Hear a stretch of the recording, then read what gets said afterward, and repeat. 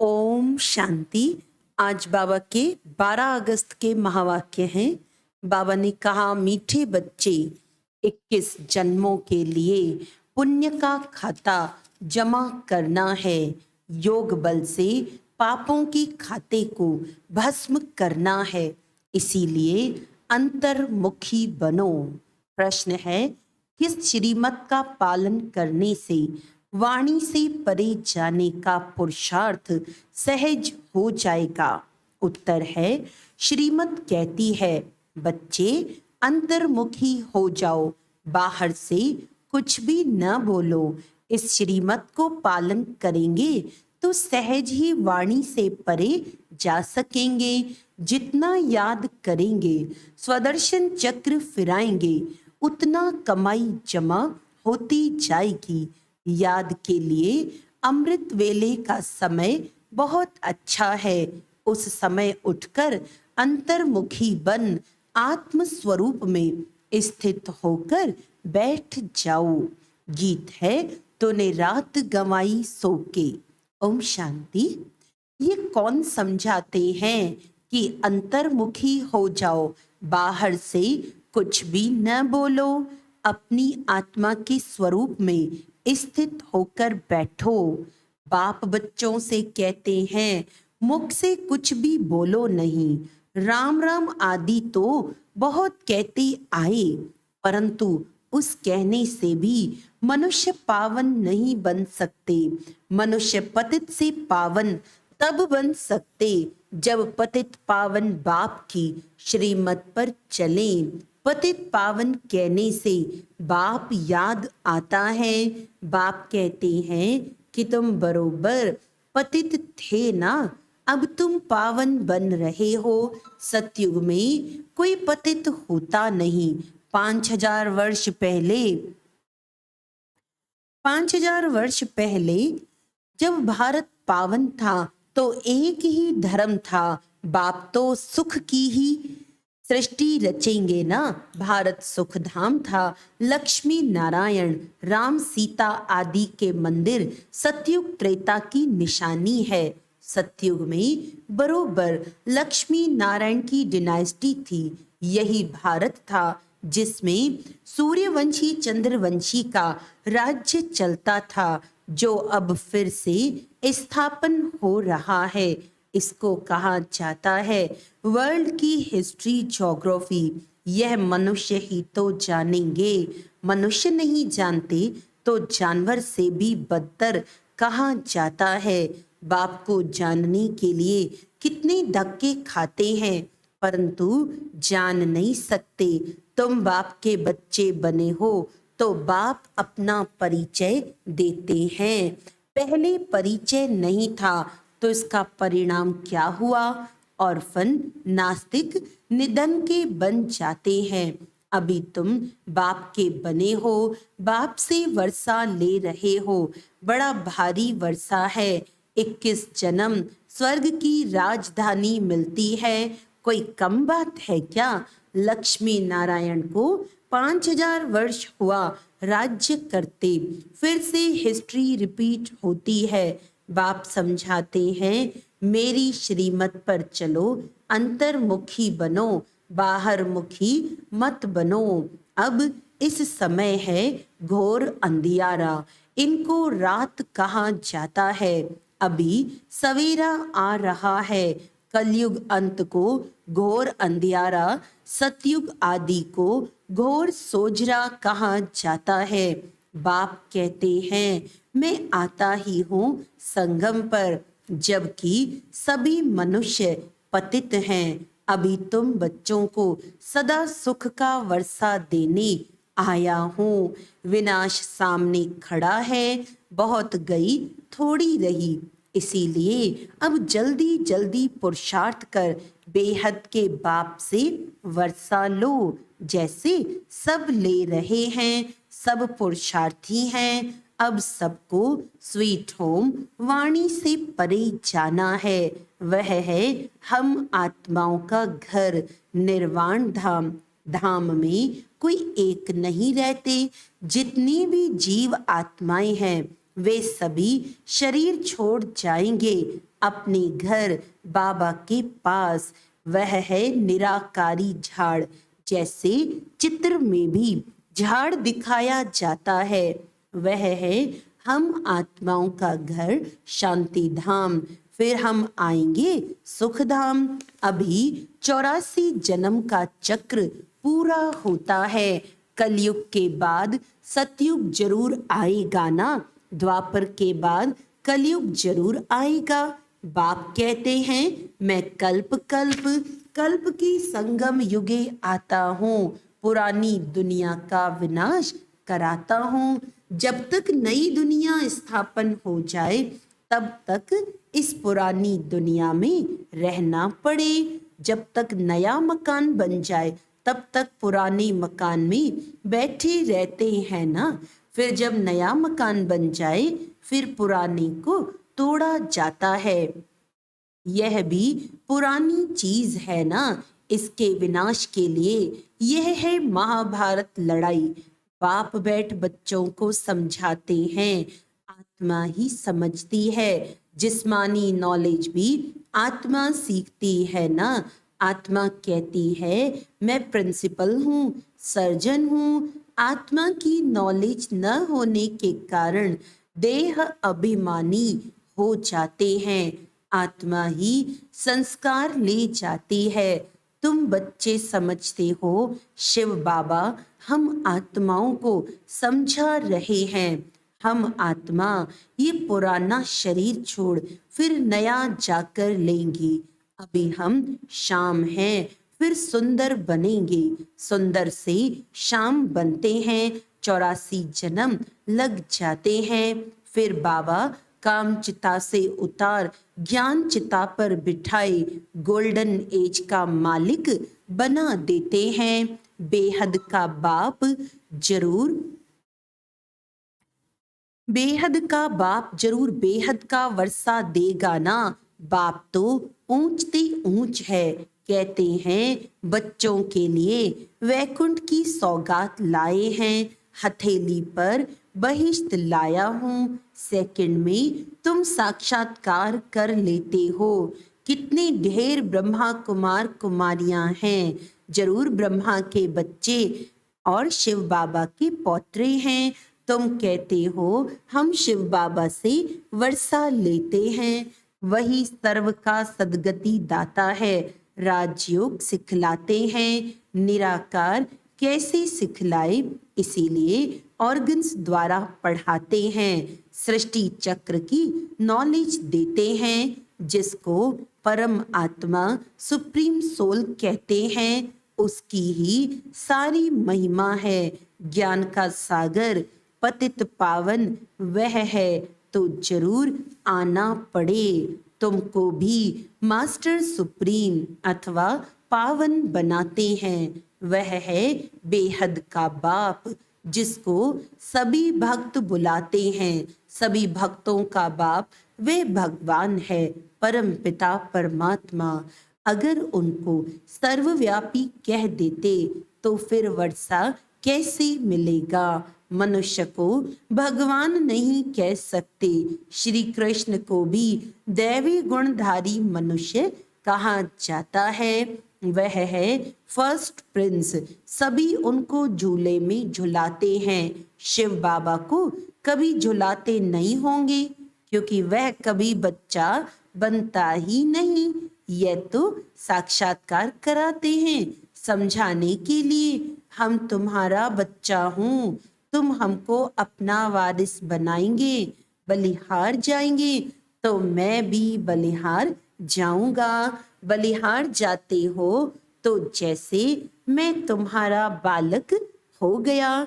मनुष्यों में कितनी अंधश्रद्धा है, जहां तहां माथा टेकते रहते हैं। इसको कहा जाता है गुड़ियों की पूजा। नवरात्रि में बहुत गुड़ियां बनाएंगे। उनके ऑक्यूपेशन का किसको पता नहीं है। 4-6 भुजा वाली देवी थोड़े ही होती है, और फिर तलवार आदि दे देते हैं। देवताएं हिंसक थोड़े ही होते हैं। शास्त्रवादियों ने उन्हें भी हिंसक बना दिया है। नेपाल में भी काली को पूजते हैं। फिर ऐसे है थोड़ी, मम्मा ऐसी काली जीभ वाली है थोड़ी ही। मनुष्य तो मनुष्य ही होता है। ब्रह्मा विष्णु शंकर हैं सूक्ष्म वतन वासी, बस और कोई चीज ही नहीं है। फिर 8-10 भुजा वाले कहाँ से आए? यह सब भक्ति मार्ग के अलंकार बनाते हैं। पैसा कमाने के लिए कुछ तो चाहिए ना। फिर किस्म किस्म के चित्र बैठ बना देते हैं। वहां ही देखो सुंदर श्री कृष्ण का मंदिर, वहां ही सांवरे श्री कृष्ण का मंदिर। कारण तो चाहिए ना। कितनी अंधश्रद्धा है। अब भक्ति मार्ग खत्म हो, ज्ञान मार्ग जिंदाबाद होता है। बाकी समय तो थोड़ा है, सबको मरना तो जरूर है। पुत्र पौत्रे वारिस बनने नहीं है। वहां तुमको ये ज्ञान ही नहीं रहेगा कि संगम पर हमने राजाई के लिए ये पुरुषार्थ किया था। वहां तो पवित्र सृष्टि चल पड़ती है। यहाँ तुम जानते हो कि बरोबर हम बाबा की राजधानी के हकदार हैं। वहां ये पता नहीं रहेगा कि कौन से कर्म किए थे, कैसे बने, यह सब भूल जाता है। वहां पतित होते ही नहीं। जो पावन बनने के लिए गुरु की दरकार पड़े। बाप पैर धोकर बच्चों को तख्त पर बिठाते हैं। गुरु चाहिए सदगति के लिए, वहां तो है ही सदगति। गुरु की दरकार ही नहीं। बाप कहते हैं अपने को आत्मा समझो, देह अभिमान में न रहो। मैं आत्मा अभी डॉक्टर के रूप में हूँ, मैं आत्मा मैजिस्ट्रेट हूँ। फिर ये शरीर छोड़ने के बाद पता नहीं क्या बनूंगा। हम इस शरीर द्वारा पढ़ते हैं, आत्मा ही इन ऑर्गन्स द्वारा पढ़ती है, आत्मा ही सुनती है। यह समझने की बातें हैं, न कि दंत कथाएं हैं। बाप कहते हैं ये सारी दुनिया कब्रिस्तान होनी है। अब जागो, नहीं तो भंबोर को आग लगने के समय हाय हाय करेंगे, परंतु कुछ भी कर नहीं सकेंगे। काल खा जाएगा, त्राही त्राही करके रह जाएंगे। सजाएं भी बहुत खाएंगे। अभी हमें पापों का खाता खलास कर पुण्य के खाते को जमा करना है। नए सिर 21 जन्मों के लिए जमा करना है। जमा होगा बाप को याद करने से। पुराना खाता चुकतू हो जाना चाहिए। ज्ञान कितना सहज है। तुम्हारी रोज कितनी कमाई होती है। जितना जो याद करते हैं, स्वदर्शन चक्र फिराते हैं तो अथाह कमाई करते हैं अनगिनत। वहां कोई गिनती थोड़ी होती है। अभी झोपड़ियों में बैठे हैं, फिर महलों में बैठेंगे। फर्क तो रहता है ना झोपड़ी और महल में। ब्रह्मा द्वारा नई दुनिया स्थापन हो जाएगी तो पुरानी दुनिया का विनाश हो जाएगा। अभी की बात है ना, राजधानी की स्थापना हो जाएगी। फिर जिसने जितना पुरुषार्थ किया सो किया, फिर विनाश हो जाएगा। इसीलिए अब गफलत नहीं करनी चाहिए। सवेरे उठकर याद में बैठ जाना चाहिए। जितना याद का चार्ट रखो उतना अच्छा है, और फिर उतना ही ऊंच पद पाएंगे। शिव बाबा के गले का हार बनेंगे। दिल दर्पण में देखना है कि मैं लायक बना हूँ लक्ष्मी नारायण को वरने। हम बाबा मम्मा जैसी सर्विस करते हैं। किस्म किस्म के फूल हैं। ये बागवान बाबा का ह्यूमन गुलशन है। कहेंगे देखो कुमार का मनोहर, कितने अच्छे अच्छे फूल हैं। ये रतन जोत है। बाबा इस बगीचे को देखते, फिर उस बगीचे में जाकर फूलों को देखते हैं। बागवान जांच करते हैं फूलों की, तो बच्चों को फॉलो करना चाहिए। नंबर 1, नंबर 2 फूल कौन कौन है, ऐसा बनना चाहिए। 21 जन्मों के लिए राजाई पद पाना कोई कम बात थोड़ी है। अथाह सुख है, विश्व का मालिक बनना है। ये स्कूल है, उस जिस्मानी पढ़ाई के साथ ये रूहानी पढ़ाई करो। टीचर्स के हमेशा अच्छे मैनर्स होते हैं, ऑनेस्ट होते हैं। स्कूल में अंधश्रद्धा की बात नहीं। वहाँ बैरिस्ट्री पढ़ते, इंजीनियरिंग पढ़ते, यहाँ तुम राजाओं का राजा बनने के लिए पढ़ते हो। सन्यासी तो कह देते ईश्वर सर्वव्यापी है, बस खेल ही खत्म। बेहद का बाप बच्चों को समझाते हैं, बच्चे ये अंतिम जन्म, पवित्र रहो, तुम बहुत सर्विस कर सकते हो। वहाँ भी एजुकेशन डिपार्टमेंट है, यह भी गॉडली एजुकेशन डिपार्टमेंट है। तुम बच्चे हो राज ऋषि, वह तो घर बार छोड़ देते हैं, तुम घर में रहते सारी दुनिया का त्याग करते हो। तुम्हारी बुद्धि में अब नई दुनिया है जो बाप ही बनाते हैं। इसीलिए बाप कहते हैं तुम मुझे याद करो, ये पुरानी दुनिया खलास हो जाएगी। ये रूहानी कॉलेज अथवा हॉस्पिटल भी बहुत बड़ा है, जिससे तुम एवर हेल्दी एवर वेल्दी बनते हो। घर घर में तुम ये हॉस्पिटल अथवा कॉलेज खोल सकते हो। इसमें खर्चा कुछ भी नहीं, सिर्फ 3 पैर पृथ्वी के लिए चाहिए। अच्छा, माता पिता बाप दादा का मीठे मीठे सिकिलदे बच्चों प्रति याद प्यार और गुड मॉर्निंग। रूहानी बाप की रूहानी बच्चों को नमस्ते। हम रूहानी बच्चों की रूहानी बाप दादा को याद प्यार गुड मॉर्निंग, नमस्ते नमस्ते नमस्ते जी। धारणा के लिए मुख्य सार है, सवेरे सवेरे उठकर याद में जरूर बैठना है, इसमें गफलत नहीं करनी है, पुण्य का खाता जमा करना है। एम ऑब्जेक्ट को बुद्धि में रख अच्छे मैनर्स धारण करने हैं। रूहानी पढ़ाई जरूर करनी है, अंतर्मुखी होकर रहना है।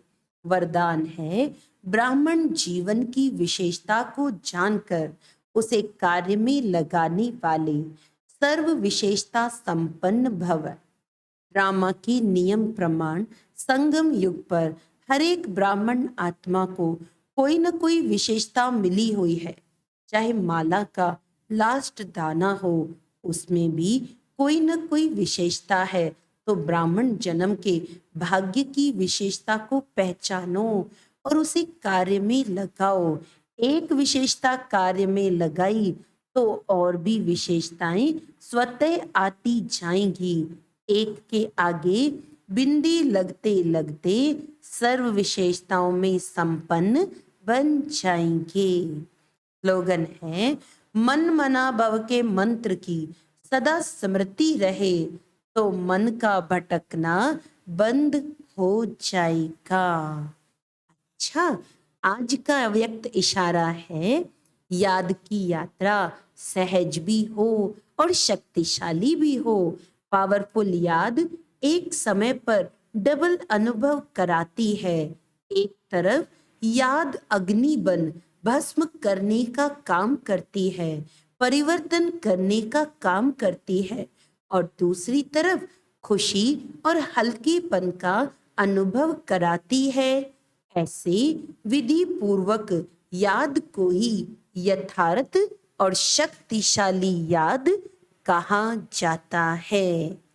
अच्छा, ओम शांति।